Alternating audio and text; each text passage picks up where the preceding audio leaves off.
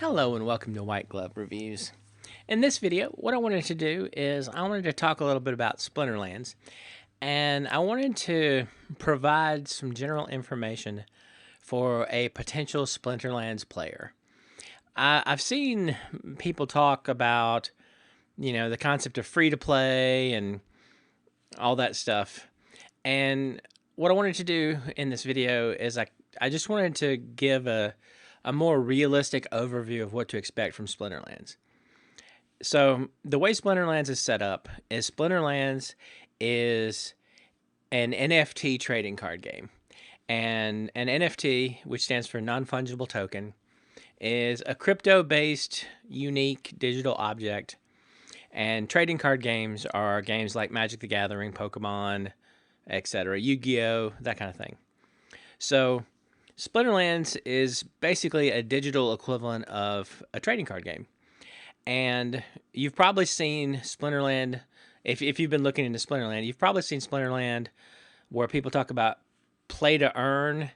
And I've seen people mention that Splinterlands was free to play and that kind of thing. So, yes, Splinterlands is free to play, but there's a giant asterisk. In order for your play to be meaningful, you need to buy a spell book. And a spell book is $10, and you buy it from Splinterlands inside the Splinterland game. And you can pay with like PayPal, or you can pay with crypto, that kind of thing. That, however, is not really all the money you want to dedicate to Splinterlands.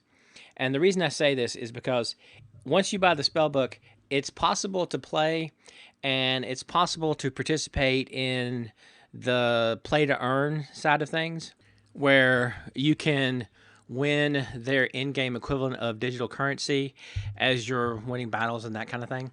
The problem is, though, that because of a problem Splinterlands had with bots being just, people running thousands of bots with no investment in the game, they were taking resources out of the game, and Splinterlands was an issue for Splinterlands.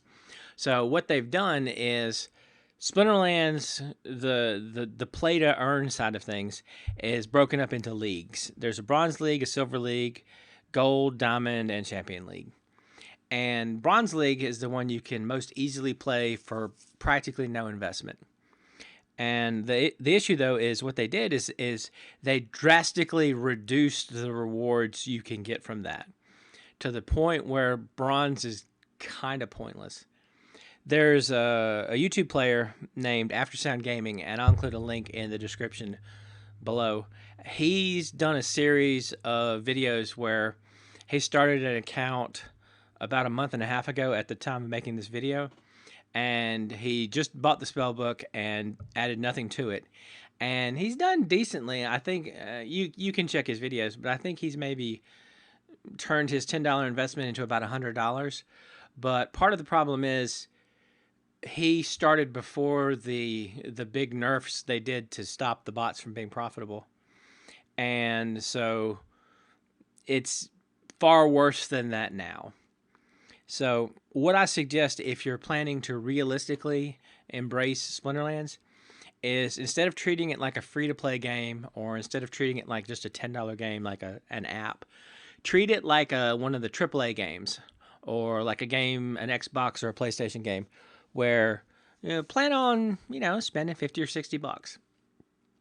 And what you can do after you buy the spell book and you have the $50 or $60 that you're going to dedicate to Splinterlands, what you can do is you can either buy select cards, which $50 or $60 at the moment is not going to get you out of the Bronze League that's dominated by the anti-bot stuff into the Silver League where you need to be.